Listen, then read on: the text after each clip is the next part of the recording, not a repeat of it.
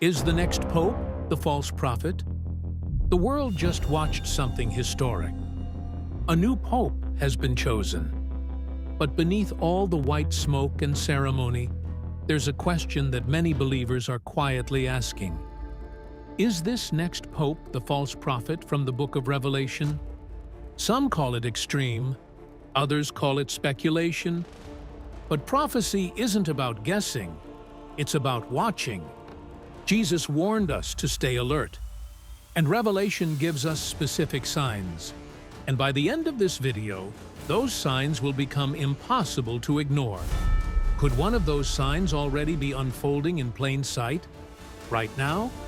So in this video, we're going to walk through the Bible, history, and current events to ask one simple but serious question.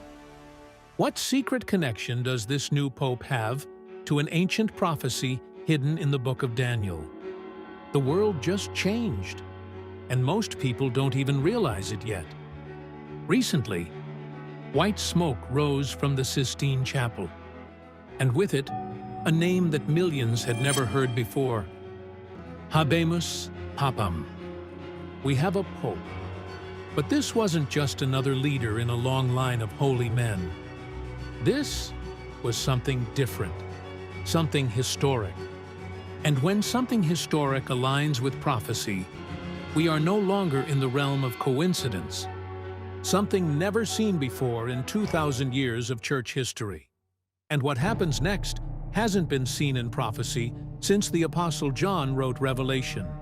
And when something happens for the first time in 2,000 years, the heavens might already be responding. One small shift in Rome could echo into the ends of the earth. So, who exactly is Pope Leo XIV? Why does his name matter? And what does this mean for your faith and your future? Stay with me, because the answers are stranger than most believers are prepared for. Pope Francis, the man known for breaking tradition and championing the poor, has passed away at the age of 88. His death didn't just leave a vacancy in the Vatican, it sparked a spiritual storm. Some say the next pope would either continue the mission or take the church in a shocking new direction. And for those who believe in Bible prophecy, this moment wasn't random. It felt predicted. Inside the Apostolic Palace, 133 cardinals from all over the world gathered. The doors were locked. Phones were taken. And the most secretive vote on earth began. What happened behind those closed doors may never be told. They needed 89 votes, a 2/3 majority, 4 rounds, 4 ballots, and then a decision. But not the one people expected. We're just getting started, and the twists only get deeper from here. The favorite didn't win. The loudest didn't win. Instead, a quiet man from Chicago, with deep roots in Latin America, stepped out as the new head of the Catholic Church. His name? Robert Francis Prevost, now known to the world as Pope Leo XIV, born in Chicago, holds both American and Peruvian citizenship, spent years in Peru as a missionary, later became bishop there, eventually led the Vatican office in charge of choosing new bishops worldwide. And the man who once chose leaders now becomes the one everyone must follow. But now, he holds the highest title in the Catholic Church, a title that billions will look to. But when billions look to one man, even the smallest error becomes catastrophic. One wrong step at the top can lead millions off the edge, and millions will follow or question. We are entering an age where one man's voice could shape the future of the entire church. Could this be the moment when the false prophet steps onto the world stage, and no one realizes it? What will he say? What will he do? And how will you know if it's really from God or from something else? May 8th, 2025. The moment had arrived. The crowd gasped.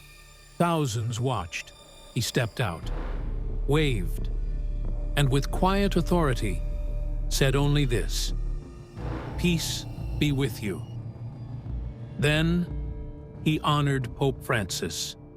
No grand promises, no thunderous speeches, just humility and peace.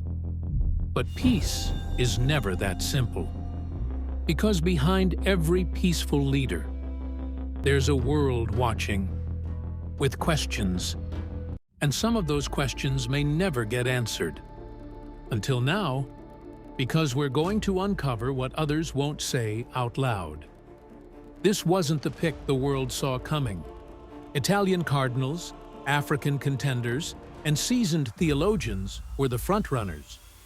But Robert Prevost, he wasn't on most people's radar. And yet, here he is. Could that mean something deeper is at play? Could the quiet candidate be the one chosen for a storm the world isn't ready for? Why him? Why now? Why America? And why does this feel like a chapter from Revelation being opened before our eyes? This is the first time in 2,000 years that a pope has been born in the United States. Let that sink in. The Vatican has always avoided selecting popes from superpowers. Why? Because the Church fears being controlled by governments, by politics, by empires. And yet now, the most powerful religious seat on earth is occupied by a man born in one of the most powerful nations on earth. This could be the moment when control shifts silently, permanently. Could this finally be the merging of global power and global religion? Or worse, has the Church crossed a line it can never return from? Could this bring new opportunities or new dangers? Is this the beginning of global unity or the final phase of religious deception? Could the false prophet already be in place? Is the Vatican stepping into prophecy? Or maybe the real question is this: was he chosen by cardinals or called by prophecy? And before this video ends, we'll uncover the truth. Let's start with a prophecy that's been whispered about for centuries. It comes from a man named Saint Malachi, a 12th century archbishop who reportedly wrote a list of 112 short phrases describing every pope from his time to the end. This document, known as the Prophecy of the Popes, was published in 1595. Now, some say it's a forgery. Others believe it's accurate. The final name on Malachi's list? Peter the Roman. According to the prophecy, Peter the Roman would lead the Church through great tribulation, and after his reign, Rome itself would be destroyed. Rome has burned before, and it can burn again. The last leader may already be leading. Destruction may not announce its arrival. It may already be in progress. The signs aren't just coming. They may already be here. And as we continue, the evidence will only get more disturbing. Here's the quote: "In the final persecution of the Holy Roman Church, there will sit as Bishop Peter the Roman, who will pasture his sheep in many tribulations. And when these things are finished, the city of 7 hills will be destroyed, and the dreadful judge will judge his people." Could Pope Leo XIV be the fulfillment of this final line? The last pope before judgment falls? That's the last pope on the list. And that detail changes everything. And now, with a new pope in power, people are asking, is this the one? Could this be the man who will rise beside the Antichrist and lead billions into darkness? Now let's go to something even more important: the Word of God. In Revelation 13, we see 2 beasts. The first beast comes out of the sea. That's the Antichrist. The second beast rises from the earth. This one is called the false prophet. These 2 figures are not just symbols. They will change the future of every living soul. But what does it mean that he rises from the earth, and not the sea, like the Antichrist? And I beheld another beast coming up out of the earth, and he had 2 horns like a lamb, and he spake as a dragon. Revelation 13, verse 11. The false prophet works together with the Antichrist and Satan. Satan gives both of them their power. The false prophet is the 3rd member of this evil team, like an unholy trinity. Is this evil trinity already forming behind closed doors? The Apostle John tells us what this man is like, and gives us clues to watch for when he shows up. First, the false prophet comes from the earth. This might mean he rises up from hell, full of evil power. Or it might mean he starts off in a small, secret way, and then suddenly appears beside the Antichrist for the whole world to see. Could he already be among us, speaking on global stages while hiding his true identity? If you think that sounds extreme, just wait for what comes next. John says he has horns like a lamb, but speaks like a dragon. Young lambs have tiny horns that aren't scary. Unlike the Antichrist, who has many heads and big horns that show strength and terror, the false prophet seems gentle and kind. He will talk in a sweet and powerful way. He might be a great speaker who uses demon power to fool lots of people. But even though he looks kind, his words are evil. His voice is like a dragon's voice. Revelation 12, verse 9 says, "The dragon is that old serpent, called the devil, and Satan." What if the voice people trust most is actually speaking Satan's lies? The most trusted face may end up delivering the greatest betrayal. In verse 12, we find out what the false prophet is really here to do. He tries to make everyone worship the Antichrist. He has the same kind of power as the Antichrist because Satan gives it to him too. We don't know for sure if people will be forced to worship the Antichrist, or if they'll be so amazed by what he does that they'll want to. The second beast will do big signs and wonders, like calling fire down from heaven. That makes him and the Antichrist seem real and powerful. Once fire falls from the sky, many will stop asking questions and start kneeling. Many people will believe them and follow them. Once the masses begin to follow, the few who resist may be hunted. What kind of miracle could deceive even the faithful? Keep watching, because the answer may challenge what you thought you knew. Verse 14 says, "The trickery will be so strong that people will even build a statue of the Antichrist called the image of the beast and worship it." This reminds us of the golden image that King Nebuchadnezzar made in Daniel 3. Everyone had to bow to it.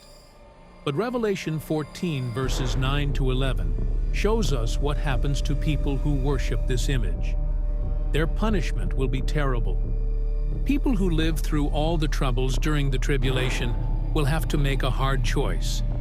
If they don't worship the image of the beast, they'll be killed. Revelation 13, verse 15. But if they do worship it, they'll face God's anger.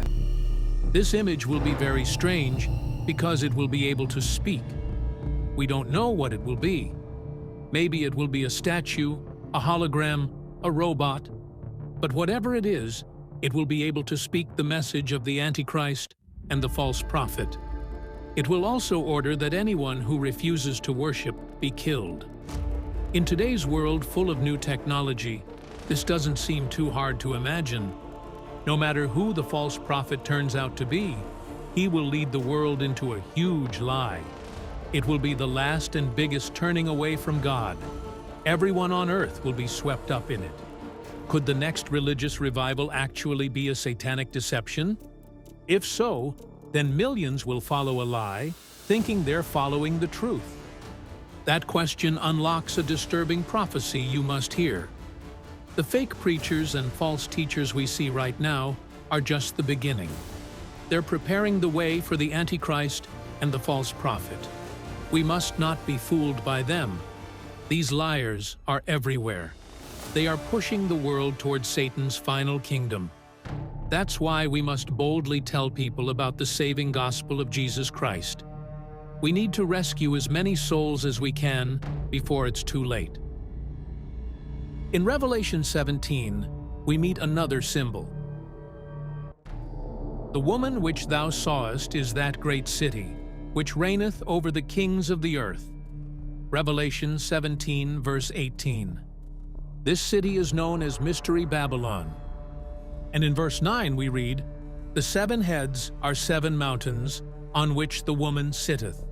Revelation 17, verse 9. For centuries, many have believed this refers to Rome, the city famously built on 7 hills. Now remember, John wrote this while a prisoner of Rome. If he had said, "Rome will be destroyed," he would have been executed instantly.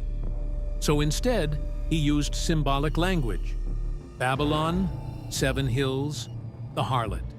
And Revelation 18 says this city will fall by fire. Therefore shall her plagues come in one day, death and mourning and famine, and she shall be utterly burned with fire. Revelation 18:8. Is it possible this isn't just ancient history, but a future event? And is the final pope connected to this judgment? Now we come to one of the most mysterious and most important clues in the book of Revelation. This is the false prophet. But notice how he's described. He doesn't look scary. He doesn't show up breathing fire or wearing horns. He looks like a lamb. That's what makes him so deadly. In Scripture, a lamb always points to Jesus Christ, the Lamb of God who takes away the sin of the world. So right here in the middle of Revelation, we're told about a man who appears Christ-like, but speaks like a dragon. He comes in peaceful clothing, but his words carry the voice of hell. This is deception at its highest level. If you don't know the voice of Jesus, you'll follow the voice that pretends to be his. If someone were to rise up, looking like a Christian leader, speaking peaceful words, but denying Jesus as the Son of God, and calling for unity through a blend of religions, that would fit perfectly with the description of the Lamb with 2 horns. How close are we to seeing this prophecy fulfilled in real time? It would take a figure with global religious influence to make that kind of fusion possible. Could the false prophet already be rising, right under our noses? He may not be coming. He may already be here.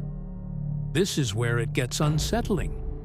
Because what the false prophet is doing is uniting people under deception. He's not tearing down religion. He's using religion as his tool. The deeper we go, the more urgent this warning becomes. And let's go a step further. The book of 1 John gives us a crystal clear test. Who is a liar but he that denieth that Jesus is the Christ? He is Antichrist, that denieth the Father and the Son. 1 John 2, verse 22. Any leader, any teacher who denies that Jesus is the Son of God is not just confused. He is Antichrist. If the day ever comes when the Pope or any religious leader says, "Jesus is not the Son of God, he's just a prophet. We all worship the same God," that is your red flag. That is the sound of the dragon, coming from someone who looks like a lamb. What if millions follow him anyway, believing they are still following Christ? Could the false prophet gain the trust of the church before revealing his true voice? So let me ask you a question. If a future pope begins denying that Jesus is the only way, partnering with world religions that reject Christ, performing signs that dazzle the world, promoting a one-world religion in the name of peace, would you be able to recognize it? What if the signs and wonders feel so real, even the elect are almost deceived. Are we being slowly conditioned to accept a counterfeit gospel? Because this is the deception we're warned about. Even him, whose coming is after the working of Satan, with all power and signs and lying wonders. 2 Thessalonians 2, verse 9. The Lamb with two horns isn't just a figure in prophecy. He is the great deceiver who looks like a shepherd, but leads people to destruction. That's why we must stay grounded, because the closer we get to the end, the more the enemy will disguise himself in robes of religion, using the language of peace, holding the appearance of holiness, but speaking the language of hell. How will we know the difference between a message of love and a lie from hell?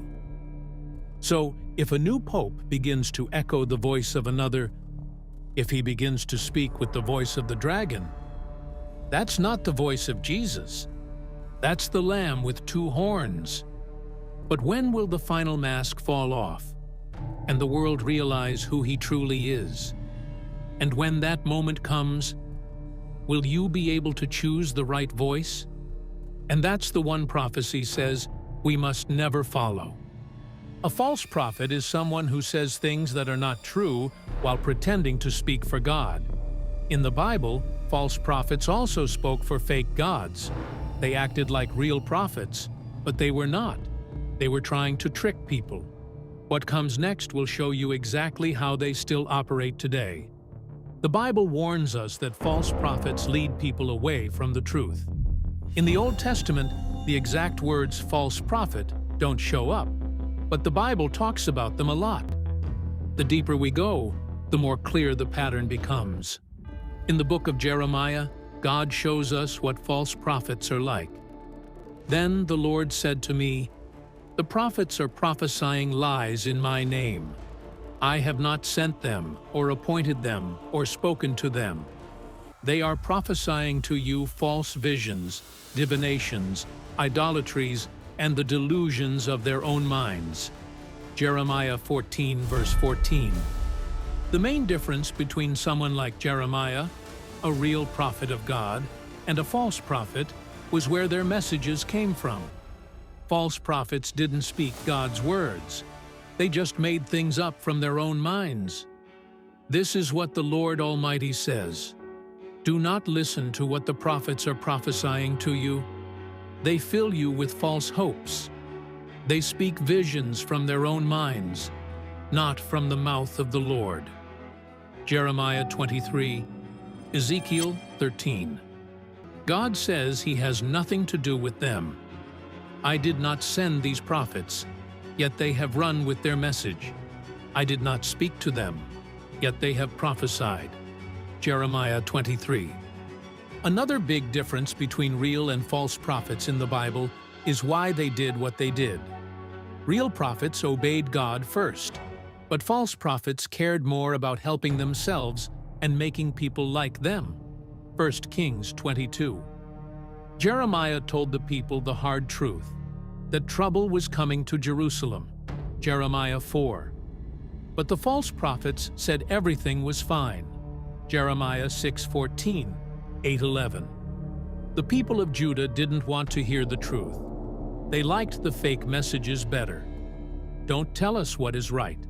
Tell us nice things. Tell us lies." Isaiah 30.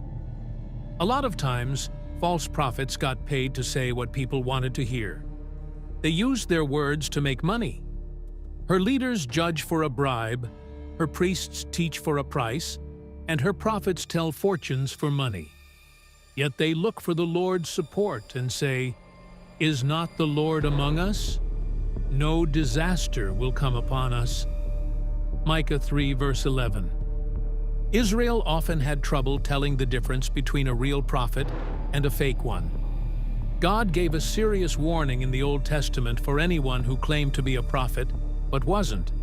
"If any prophet dares to speak a message in my name that I have not commanded him to speak, or to speak in the name of other gods, that prophet must be put to death."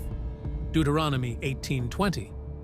In the New Testament, Jesus also warned us about false prophets in his Sermon on the Mount.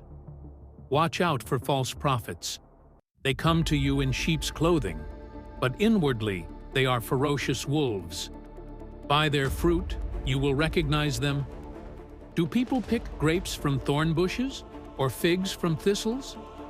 Likewise, every good tree bears good fruit, but a bad tree bears bad fruit. A good tree cannot bear bad fruit, and a bad tree cannot bear good fruit. Matthew 7, verse 15. Because when the fruit is rotten, so is the root. Jesus didn't stop there. He also told us what happens to false prophets. Every tree that does not bear good fruit is cut down and thrown into the fire. Thus, by their fruit, you will recognize them. Not everyone who says to me, "Lord, Lord," will enter the kingdom of heaven, but only the one who does the will of my Father who is in heaven. Many will say to me on that day, "Lord, Lord, did we not prophesy in your name, and in your name drive out demons, and in your name perform many miracles?" Then I will tell them plainly, "I never knew you. Away from me, you evildoers." Matthew 7:19-23. The Bible tells us what false prophets are like. It uses strong words to describe them. In Jeremiah 23:14, it says they are adulterous. In Zephaniah 3 verse 4, it says they are treacherous. Isaiah 28 verse 7 says they are drunkards. Jeremiah 23 calls them wicked. Jeremiah 14 and Jeremiah 23 verse 14 say they are liars. They are also connected with divination and witchcraft, as it says in Jeremiah 14:14, Ezekiel 22, and Acts 13. The Bible warns us to stay strong in our faith and hold tightly to what Jesus taught us. That way, we'll be able to spot false prophets and teachers quickly. Look at these verses. 2 Peter 1 verse 10.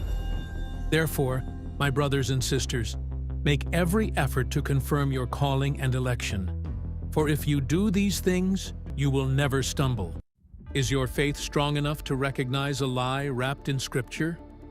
The good news is that the Bible gives us clear ways to tell who a false prophet is. But first, we must understand what a true prophet looks like. A true prophet's words really happen.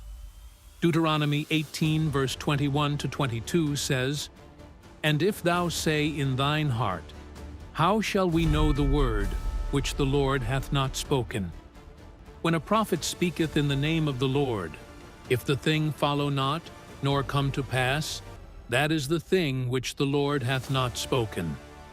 Jeremiah 28 verses 8-9 says, "The prophets that have been before me and before thee of old prophesied both against many countries and against great kingdoms. The prophet which prophesieth of peace, when the word of the prophet shall come to pass, then shall the prophet be known." A true prophet's teachings always match the Bible. 2 Peter 1 verses 20-21 says, "Knowing this first, that no prophecy of the Scripture is of any private interpretation. For the prophecy came not in old time by the will of man, but holy men of God spake as they were moved by the Holy Ghost." Revelation 22 verses 18-19 warns, "If any man shall add unto these things, God shall add unto him the plagues. And if any man shall take away from the words of the book of this prophecy, God shall take away his part out of the book of life." What happens if this next pope rewrites Revelation to fit a global agenda?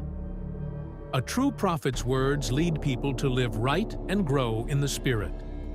Deuteronomy 13 verses 1-4 says, "If there arise among you a prophet, and the sign or the wonder come to pass, thou shalt not hearken unto the words of that prophet. Ye shall walk after the Lord your God."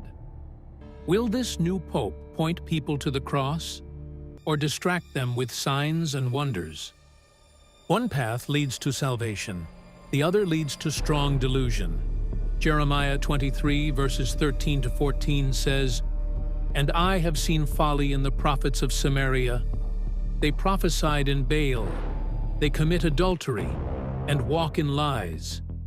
Jeremiah 23 verse 32 adds, Behold, I am against them that prophesy false dreams. Ezekiel 13 verses 17 to 23, Ezekiel 14 verses 4 to 8, and Lamentations 2 verse 14 all show how God warns against prophets who speak lies and do not help his people live holy lives. A true prophet's life shows they are called by God. But if their lives are full of sin, that's a warning sign. Isaiah 28 verse 7 says, But they also have erred through wine and through strong drink. Jeremiah 23 verses 10 to 11, Jeremiah 23 verse 14, all talk about how these false prophets live in sin. Matthew 7 verses 15 to 20 tells us clearly, Beware of false prophets. Ye shall know them by their fruits. A true prophet will always say that Jesus Christ is the Son of God. 1 John 4 verses 1 to 6 says, Beloved, believe not every spirit, but try the spirits whether they are of God.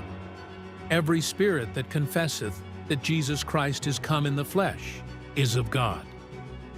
Will the new pope boldly confess Jesus or water down the truth for peace?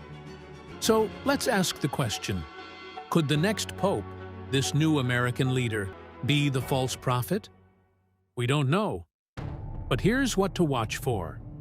If he denies that Jesus is the Son of God, if he calls for unity by sacrificing truth, is the great falling away already being disguised as love and tolerance? If he partners with other religions at the expense of the gospel, if he performs signs and wonders that glorify man instead of Christ, the next miracle you see might not come from heaven, but from hell. Will the next miracles come from heaven? Or from something darker? Then yes, we may be closer to Revelation 13 than we think. And Scripture gives us a clear test. Who is a liar, but he that denieth that Jesus is the Christ? He is Antichrist, that denieth the Father and the Son. 1 John 2 verse 22. Could this pope play a key role in preparing the world for the Antichrist? We are living in serious times. Every week, prophecy is unfolding. In politics, in religion, in culture. And now, a new pope is stepping into power. Could he be the last? Could he be the one Malachi warned about? If Malachi was right, then what comes next could shake the church to its core. Why did Malachi say this would be the final pope? And what happens after him? Could he be the false prophet? If he is, then what comes next for the church and for the world? Only time will tell. But as believers, our job is not to guess. It's to watch. But what if we're watching too late, and the deception has already begun? And according to the book of Daniel and the book of Revelation, when the beast rises, the world as we know it will never be the same. Have the four kings already risen? If they have, then time is shorter than anyone realizes. Next, you'll see how their shadow is stretching across continents. And if they have, what's their next move? Let's rewind to the Old Testament. The prophet Daniel had a dream. Not a normal dream. This one came straight from heaven, and it was terrifying. What Daniel saw wasn't just for his time, it was a warning for ours. And what Daniel saw could be the key to decoding what we're seeing today. Because some dreams aren't messages. They're warnings. And warnings mean something is dangerously close. In Daniel 7 verse 3, he says, And 4 great beasts came up from the sea, diverse one from another. Each beast represented a kingdom.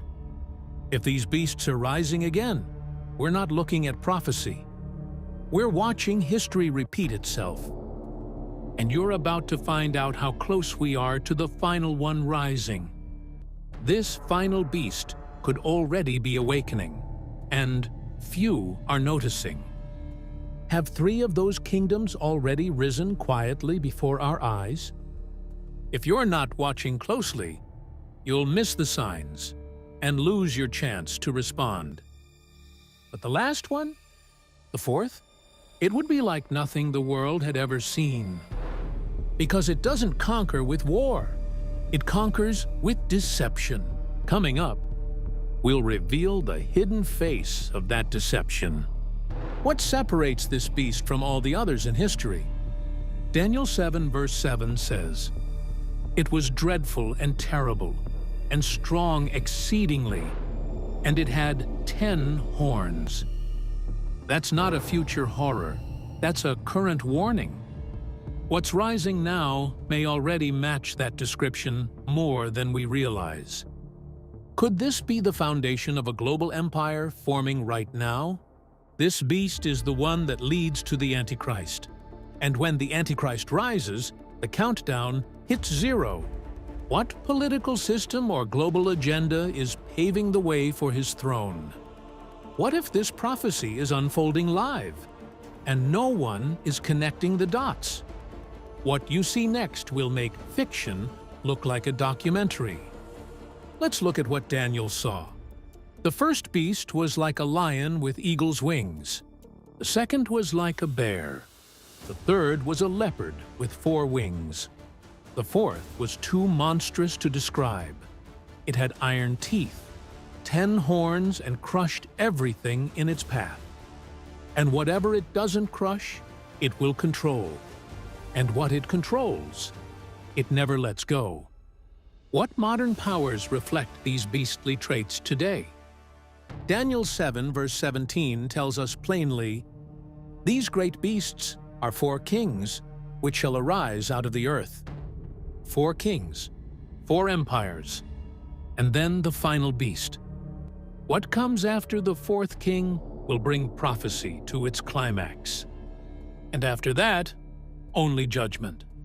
No more warnings, no more time. Could we be just one breath away from seeing the final king take control? And once he rises, the window for escape may slam shut. You'll want to hear what comes next, because after this, there's no turning back. This isn't entertainment, it's a lifeline. But here's where it gets intense. Some scholars believe these beasts aren't just ancient kingdoms. They're modern alliances, empires returning with new names, new borders, and new technology. Next, we'll expose who they may be and what they're planning behind the scenes. Already shaking hands, already signing deals, already laying traps. Are they speaking in front of the UN, shaking hands at summits, hiding in plain sight? They don't need to hide anymore. They know we're not looking. Let's break this down, because if we don't, we might fall for the oldest trap in prophecy, thinking we still have time. But time doesn't pause for prophecy. It runs out. I want to be honest with you. There's a traditional way people have explained this, and it's been around for a long time. Most people think it's the right answer. But I don't think it is. I'll explain why. First, let me tell you about the traditional view, because you might have learned this explanation before. The traditional view says chapter 2 and chapter 7 are about the same empires. Remember that giant statue from Nebuchadnezzar's dream? The head and shoulders, chest and arms, belly and legs all stood for 4 empires: Babylon, Persia, Greece, and Rome. That's definitely true for chapter 2. So, people ask, couldn't these 4 animals in chapter 7 also stand for Babylon? Since Babylon often used lions as a symbol, Persia, Greece, and Rome? It sounds possible, but I don't think it works. Let me give you 4 reasons why this doesn't fit. and then I'll share a better explanation. First reason, the empires don't match the beasts. The history of those 4 empires doesn't match the details of these animals. There are some big differences. For example, Rome never had 10 rulers at once. The Roman Empire never had 10 horns. This one detail alone could flip centuries of prophetic interpretation upside down. Greece didn't start with 4 leaders. It started with 1 leader, Alexander the Great. But this beast has 4 heads from the beginning. There are other big differences too. And each one of those differences pushes us closer to a modern-day fulfillment. These aren't just symbols. They're warnings, and the target is us. And each difference could point to a prophecy meant for today, not ancient history. The biggest one is that these empires didn't rise during a time of worldwide chaos. But chaos is exactly what we're seeing now. And that might not be a coincidence. So what empire is rising now, during a time of chaos that matches Daniel's vision? Could the final beast already be assembling while the world calls it progress? What we decode next could reveal how Satan is building his kingdom in plain sight. Second reason, Persia and Greece are already named elsewhere. The second big reason is this. Persia and Greece are named in chapter 8. Persia is described like a ram, and Greece is described like a goat. Now, if God is calling them something else here, it would seem confusing. Unless this was never about history, it was about the end of history. This could be the moment the veil is lifted and the truth stands revealed. Third reason, the beasts are future, not past. The third reason is even stronger. Daniel is told in the dream that all 4 of these beasts will show up in the future. But when Daniel had this dream, Babylon was already on its way out. Could Daniel have seen a timeline meant only for the final generation, ours? And if that's true, we may be standing at the final hour of the final chapter. What happens next might prove we're living in the final phase. And what if that timeline is almost complete? The clock isn't just ticking. It might already be on its last seconds. Fourth reason, the first 3 beasts survive. The final argument for me is in verse 12. It says that the first 3 beasts, even though they lose their power to rule the world, will still exist after the 4th beast is completely wiped out. That is what the Bible clearly says. What kingdoms today match that strange prophetic pattern? Ruled, then preserved. We'll explore 3 world powers that already fit this profile perfectly. So, the lion, the bear, and the panther represent kingdoms that will still be around, even when the 4th kingdom is gone. Could they already be in place? Now, if that's true, you can't make Babylon, Persia, Greece, and Rome fit these 4 beasts. Because these beasts aren't relics of the past, they're blueprints for the future. This prophecy might not be about what already happened, but about what's next. And what happens next may be irreversible. Now, let's figure out who these beasts are. I'll start with the 4th beast because it's the easiest to identify. It's the clearest one, and it has the most clues. It's also the most important beast of the 4. And the most dangerous ones often appear last, when no one expects them. In fact, the Bible gives us 21 verses about this beast, but only 3 about the other 3. That imbalance might be God's final megaphone before the chaos breaks loose. This tells us that the main point of the whole dream is about this 4th beast. It's the biggest thing in the whole vision. Because once this beast rises, nothing will ever be the same again. Why does God give so much attention to one beast unless it's the most dangerous of all? Here's where the book of Revelation helps us. It talks about the last world kingdom in human history as a beast with 10 kings. And those kings may already be shaking hands behind closed doors. Are those 10 kings already seated, waiting to seize power in one prophetic moment?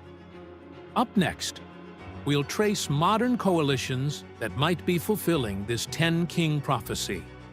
The last kingdom ever to rule the world will have 10 kings, just like in Daniel's dream.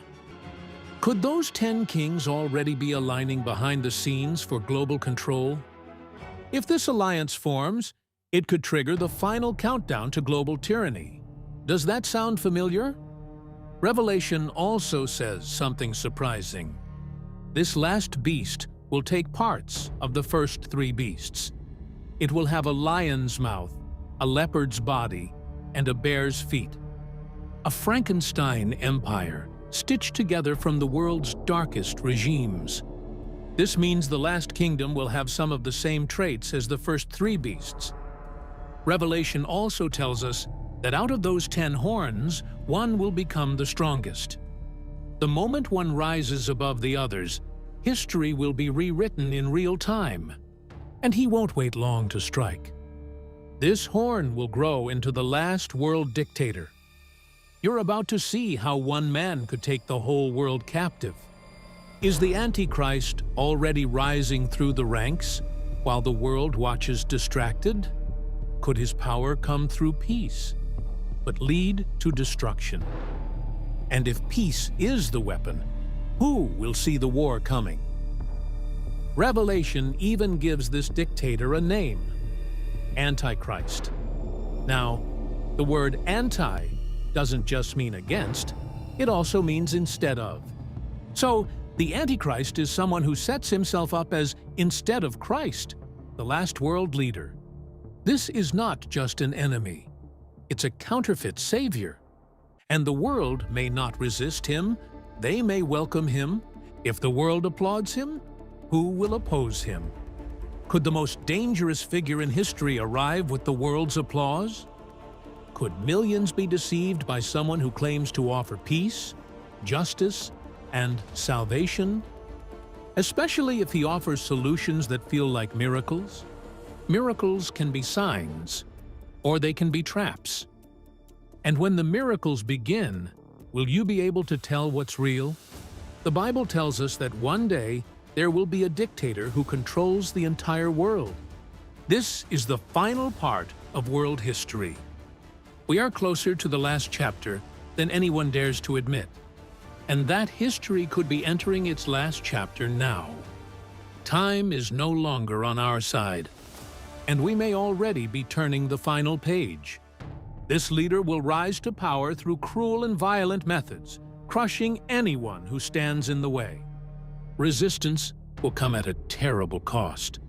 The puzzle is almost complete, and the picture is terrifying. That's why the 4th beast has iron teeth and brass claws. It's ruthless and powerful. Mark my words, at the end of time, there will be a kingdom with 10 rulers. And in a moment, you'll see why the world is already being shaped to fulfill that prophecy. Daniel tells us that out of 10 leaders, 3 will lose their power and be removed from their countries or states within the world empire. 3 will fall. Their removal might not come by vote, but by force. Which 3 world leaders will be removed, and what will replace them? The replacement may be far worse than the ones removed.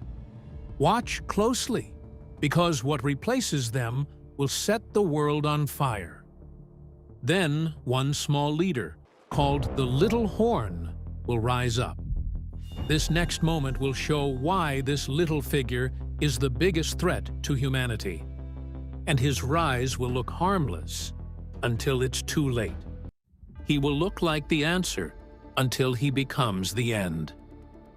What makes this little horn so powerful that he topples empires? This leader will take over those 3 leaders first, then control the other 7, becoming a world dictator. When all 10 fall under one, prophecy will be fulfilled. And when he takes control, freedom may vanish overnight. The world may not notice freedom is gone until it's too late. Could this shift already be forming behind the scenes of global politics? Every news cycle may be part of the final countdown. When this happens, you'll know we are in the final part of human history. Soon, we'll reveal what signs mark the point of no return. And by the time we recognize the moment, it may be irreversible. Revelation also tells us that people will need a special number on their foreheads to go into a store and buy food. And the lines between worship and survival will blur forever. You'll soon have to choose between what feeds your soul and what feeds your stomach. This is the final beast that Daniel spoke about, and its shadow is already darkening global events. Revelation gives even more details about what Daniel saw. Are we already watching the beast take shape in today's headlines? If so, then prophecy is not a forecast, it's a current event. You'll want to pay attention, because the headlines may be prophecy in disguise. Now, I think it's pretty clear we've found the strange creature I call the griffin. This is the hybrid beast from Daniel's dream. A nightmare stitched from history and prophecy. What you're about to see is why this beast is more than a symbol. It's a system, and that system is already being built around us. But what hidden meaning is buried in this strange fusion of creatures? It's not the Roman Empire, because that's long gone. Instead, this is the final empire in world history, the peak of Satan's power. And this final empire will rise just before the return of Christ. If we're near its peak, we're also near the return. And the peak comes just before the fall. How close are we to seeing this empire rise in plain sight? What's next will help you recognize it when it finally appears. Satan will set up a human dictator to rule everything. And he may already be rehearsing behind the curtains of global power. Are we watching his final rehearsal and ignoring the warning? This next moment may reveal just how close we are to his first act. Will we recognize this dictator before it's too late? Honestly, I hope neither we nor our kids are alive when it happens. But what if we already are and just don't see it yet? What if we're already standing in the shadow of the throne? You may not see the fire, but the smoke is everywhere. Sometimes prophecy doesn't knock. It slips in quietly. Now, I haven't pinpointed this exactly. I can't tell you which ruler or country this Antichrist will come from. He hasn't appeared yet. Or has he appeared quietly, and we just haven't noticed? Sometimes evil doesn't march. It whispers.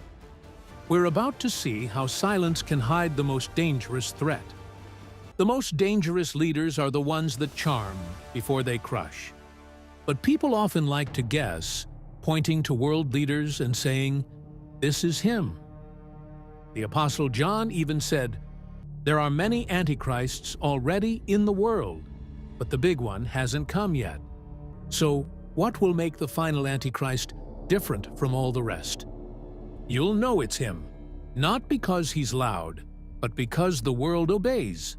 Stay tuned, because this last piece completes the prophetic picture.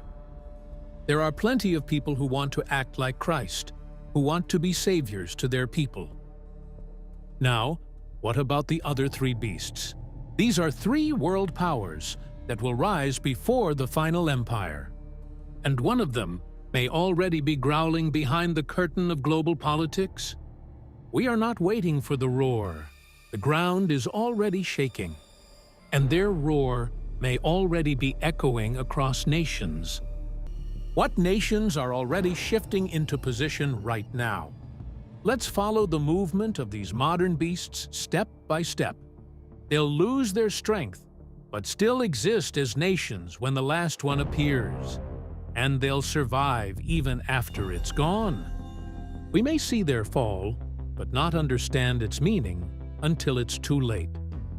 You might witness it, and not even know what you're seeing. Prophecy doesn't always shout. It often whispers through world events. Do we have any clues about who they are? There's one biblical principle to follow. The nations and empires mentioned in the Bible all had some connection to God's holy land. And this next clue may help unlock the most likely candidates. So which nations today have ties strong enough to fit biblical prophecy? That's why, for example, China isn't mentioned. It hasn't had any dealings with the Holy Land. That's also why America isn't directly mentioned. So, we have to focus on nations that have had direct involvement with Jerusalem, Israel, or the Holy Land. The next few lines may show why the map of prophecy centers on one city, Jerusalem. Because if prophecy is repeating, we might already be caught inside its next chapter. Could modern conflicts over Jerusalem be the key to unlocking these identities? And could that key already be turning? And what unfolds there may shake the whole world. Babylon, Persia, Greece, and Rome fit this pattern, which is why they're in Daniel chapter 2. But are there modern nations or empires that match these symbols? Let's trace the fingerprints of these ancient powers into the modern world. Because if the past is repeating itself, we may already be caught in the pattern. And if so, what happens when all four rise at once? Could the final collision be closer than anyone expects? What I'm going to share now is my personal opinion. You could call it speculation, but I feel it's worth saying, but it fits the pattern too well to ignore. And if the pattern holds, the time to prepare is running out. What empire could be symbolized by a lion that had dealings with Jerusalem? I think it's the British Empire. From 1917, when General Allenby walked into Jerusalem, to 1948, when Britain left, we were responsible for God's holy city. Could this era of British involvement have unlocked the next phase of prophecy? And what if that phase is almost complete? And that responsibility may have carried consequences we're only beginning to see. Was this a prophetic moment hidden in plain sight for over a century? Could we be living in the aftermath of a prophecy no one saw coming? Whether we wanted to or not, we got pulled into the Middle East, and that pull may have connected us to something much bigger than politics, something spiritual, something irreversible. Yes, we made conflicting promises to the Arabs and Jews, which is why neither group trusts us now. But still, we were involved, and I believe that made us part of God's plan in history. And now we ask, what was the cost of that involvement? Because that cost may be coming due.